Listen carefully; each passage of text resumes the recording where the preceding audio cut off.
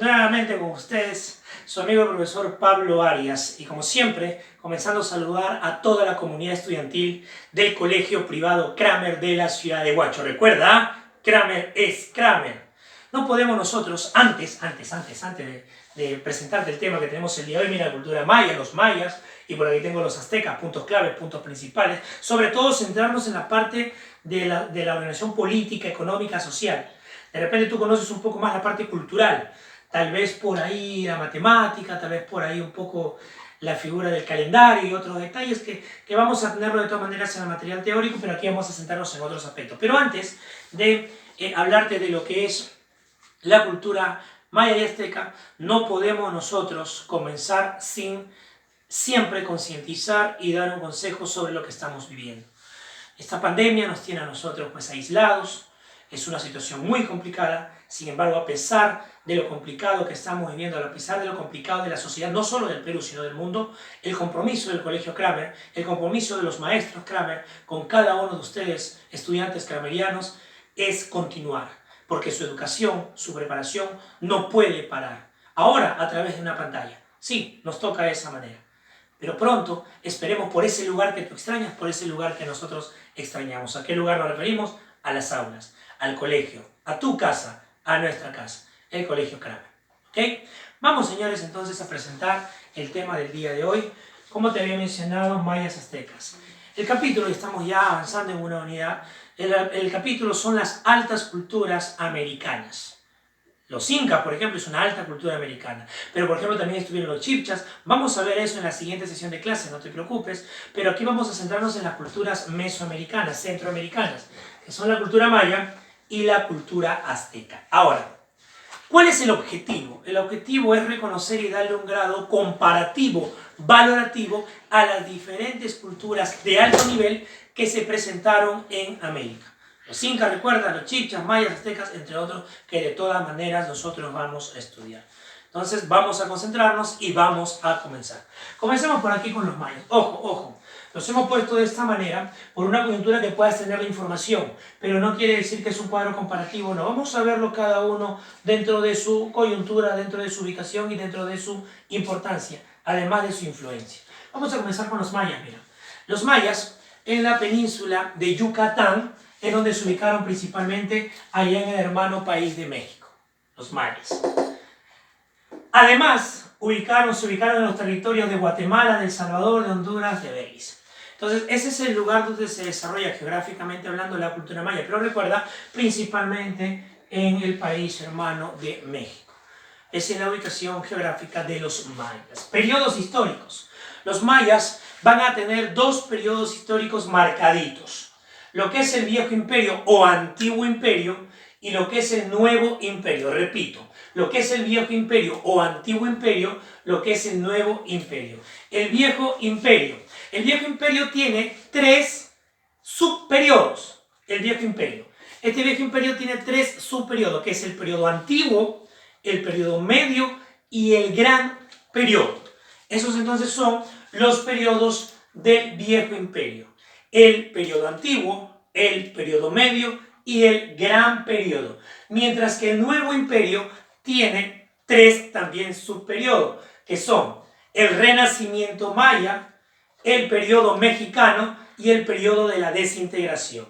Entonces el nuevo imperio tiene, recuerda, tres subperiodos: el renacimiento maya, el periodo mexicano y el periodo final, que es el periodo de la desintegración. Son el viejo o antiguo imperio, recuerda, y el nuevo imperio. Las etapas de la cultura maya. Avanzamos. Mira, aspecto político. Dentro de la estructura política que tuvo los mayas, que tuvo la cultura maya, vamos a tener que ellos conformaron ciudades-estado. Nosotros tenemos el concepto de ciudades-estado tal vez por la coyuntura de historia universal en lo que es el mundo griego. O sea, ciudades que tenían determinada autonomía, pero siempre bajo un gobierno central, bajo un poder central. Esa es la figura de las ciudades-estado. Ahora, cada ciudad-estado estaba gobernada por un rey. Este rey se llamaba el Halashwini. Cada ciudad-estado tenía un Halashwini, que es un rey. Recuerda, organización o aspecto político, entonces conformaron ciudades-estado y cada ciudad-estado tenía un rey. Aspecto social. Dentro del aspecto social, ellos fueron una sociedad clasista, una sociedad elitista. Estuvo marcada entonces la diferencia de las clases sociales. Aquí tenemos pues las 4 jerarquías básicas, que son los nobles, los sacerdotes, el pueblo y los esclavos. ¿Quiénes conformaban los nobles? Los nobles eran gobernantes y eran especialistas políticos que gobernaban determinadas regiones, eran gobernadores locales, los nobles, gobernantes locales. Los sacerdotes, por si acaso el sacerdote se llamaba arquim, arquín, como quiera denominarlo. Esta figura era una figura de respeto, una figura obviamente espiritual, pero como un estado teocrático, digamos, no tanto por la coyuntura realmente de una situación religiosa bajo todo ese concepto, sino más también por una figura también de especialista.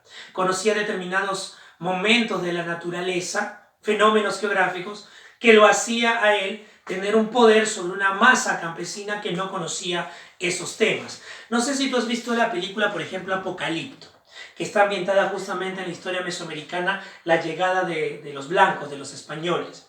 No sé si tú recuerdas, ojalá que me estés siguiendo, hay un momento en el cual hay sacrificios, aunque hay un error, porque se observa una pirámide maya y se observan sacrificios humanos cuando los que hacían sacrificios humanos eran los aztecas.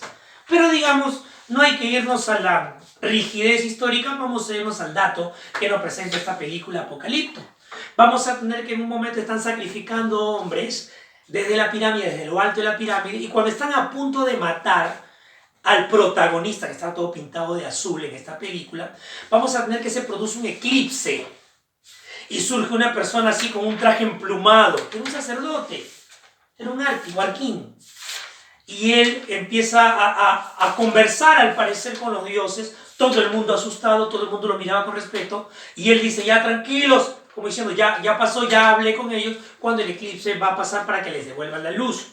Realmente, como te digo, no era un sacerdote, era alguien que conocía lo que estaba pasando y eso le daba poder sobre esos campesinos que no conocían lo que estaba sucediendo. Ahora, un punto adicional, era de carácter hereditario. Interesante. El poder entonces sacerdotal era heredado, era de carácter hereditario. Muy interesante.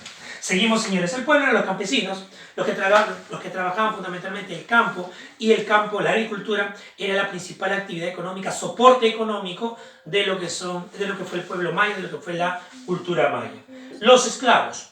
Los esclavos eran los prisioneros de guerra, insurrectos, rebeldes, habían sido de repente capturados en algún enfrentamiento y no habían querido ser sometidos. Y los infractores, un detalle muy interesante, también eran sometidos a la esclavitud los infractores, normalmente los infractores de las leyes de los mayas. Avanzamos. Tengo por aquí arquitectura. Tigre, dentro de la arquitectura vamos a tener 2 momentos. El antiguo imperio, recuerda, antiguo imperio, viejo imperio, que tiene como templos principales Copán, por ejemplo, Quiriguá, por ejemplo, entre otros. Y aquí de repente es el que tú más conoces. Mira, vamos a tenerlo por aquí.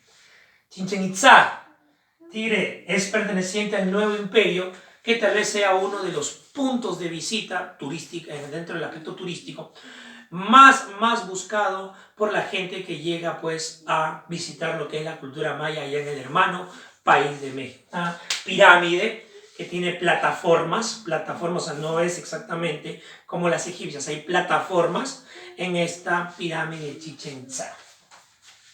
Terminamos esta primera partecita con los mayas hablando un poco de religión.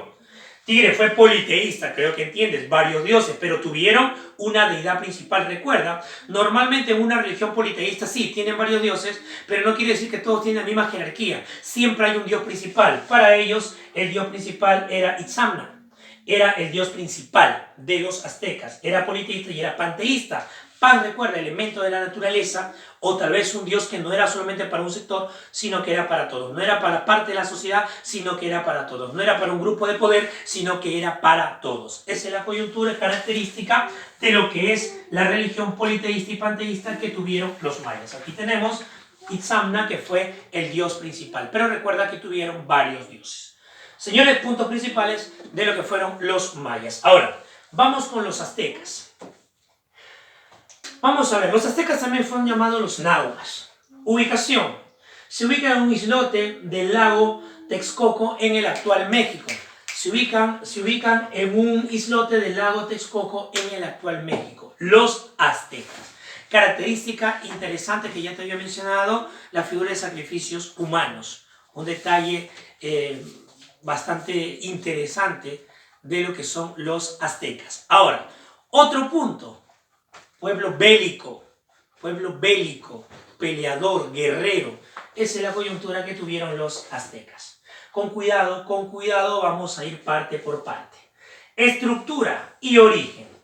La estructura, datos de 1435, de cómo estaban en 1435, era que tenían una confederación de 3 estados. Estos estados eran Tenochtitlán, Texcoco y Taclopan. Entonces se conformó por una confederación de 3 estados. Recuerda, aproximadamente en 1435 tuvieron esta estructura, que son, repitiendo, Tenochtitlán, Texcoco y Tlacopan. ¿Cuál es el origen? El origen que tuvieron los aztecas fue la fusión, fue la síntesis de 3 pueblos, del pueblo de los olmecas, del pueblo de Teotihuacán y del pueblo de los toltecas. Entonces mira, el origen está en la fusión de 3 pueblos, que son el pueblo de los olmecas, el pueblo de Teotihuacán y el pueblo de los toltecas. Ese es el que tenemos nosotros como el origen de los aztecas. Seguimos.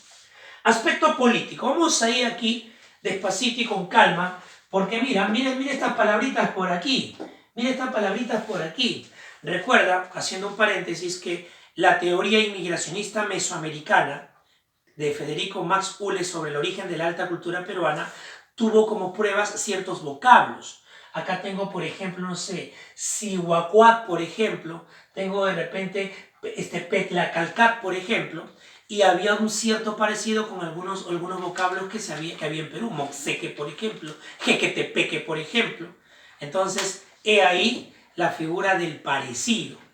Recuerda que esa fue una de las pruebas que presentó Federico Max Uhle para su teoría. Pero volviendo por aquí, mira. Tengo aquí al emperador, que era llamado Tlacatecuhtli. El emperador, dueño, poderoso, recuerda, era una situación de un poder total, absoluto, muy similar, digamos, a tener una idea con el Inca, el emperador. Había un consejo supremo, que era el Capulli real. Capulli, me salteo por aquí, mira, Capulli. El Capulli era la base de la sociedad azteca. Tigrecito, muy similar al Ayllu de los incas. Era un grupo grande, una sociedad entera, un pueblo entero, pero importante. Era como el Ayllu, como te digo, de los incas, unido por determinados vínculos. Era la base de la sociedad inca. El Ayllu, el Capulli era la base de la sociedad azteca. Pero aquí nos habla del Capulli real. Entonces hablamos del entorno del emperador. Este Capulli real tenía una función legislativa, es decir, los miembros eran legisladores, tenían un poder para legislar, para dar leyes. Consejo Supremo. Cihuacuatl. Este personaje, por ejemplo, era alguien que a nombre del emperador estaba en el campo de batalla, era como un general, y eso le hacía tener poder de decisión en pleno enfrentamiento. Recuerda, porque era el representante del emperador, representa al emperador en las batallas, en el campo de batalla. Tengo ahora Petlacalcat. Este personaje era un recaudador de tributos, una persona que por la situación del Estado, por las funciones que tenía, recaudaba los tributos, recaudaba los impuestos. Vamos con el aspecto social, la última parte, mira, aspecto social. Primero era clasista, quiere decir que hubieron clases sociales marcaditas. ¿Cuáles son las que tenemos aquí? Tengo a los nobles o pille, tengo a los postecas, tengo a los comerciantes, tengo a macehuayi o plebeyos, y tengo, terminando por aquí, a Tlatlacoatl. Vamos uno por uno. Los nobles o pille eran los sacerdotes, nobles, dominantes, clase poderosa, accedían a los principales cargos políticos también, públicos, o sea, ellos tenían los principales cargos. Sacerdotes, funcionarios, tenían en determinado lugar de la sociedad, de la política, del gobierno incluso, tenían, como te digo, los puntos o las responsabilidades más importantes. Además también los jefes militares estaban dentro de este grupo de los nobles, por el poder bélico, por la situación de arraigo que tenían, de respeto que tenían ante el pueblo, la milicia también siempre importante. Vamos con los postecas. Los postecas eran los mercaderes. Ellos repartían mercancía, era como había un intercambio. Ellos estaban pues visitando muchos lugares y además un detalle, también servían como espías para tener una idea, quizás no tan exacta, pero para que tengas una idea, eran como los Misi o Minici carolingios o como el Tucurucuy de los incas, o sea, determinados funcionarios que sí estaban de un lugar a otro, en este caso por la coyuntura de ser mercaderes, pero también servían de espías en estos otros pueblos, en estos nuevos pueblos, sobre todo para fiscalizar y ver que todo esté andando tal como quería el emperador. Masehuayi o los plebeyos, ellos producían bienes materiales, era técnicamente el pueblo, digamos, el sector productor del pueblo. Ellos producían entonces bienes materiales. Y por último tengo Tlatlacuatli. Ellos eran los siervos, cautivos de guerra, o sea, prisioneros de guerra.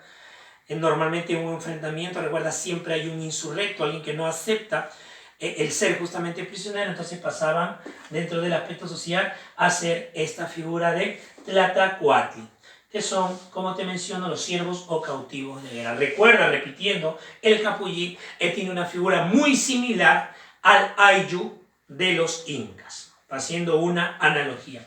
Bien, muchachos, estos han sido los puntos principales, los puntos más importantes tanto de la cultura maya como de la cultura azteca. Se te está adjuntando un material complementario de este tema y una guía para completar también, bastante básica, bastante sencilla, no vas a tener problema. Tigrecito, no te pierdas. Siguiente clase, vienen los chibchas, vienen otras culturas de alto nivel, americanas. Luego viene pues la invasión a América, viene Colón, vienen los viajes, viene Pizarro, viene la caída del imperio de los incas. Ha sido tu amigo el profesor Pablo Arias. Recuerda, hay que seguir cumpliendo lo que nos indica el gobierno. Cuidándote tú, va a estar bien tu familia. Cuidándonos nosotros, vamos a estar bien todos los seres queridos de nuestra casa. Ha sido una presentación para el Colegio Privado Kramer. Recuerda, Kramer es Kramer. Saludos chicos, a cuidarse y a quedarse en casa. Seguimos.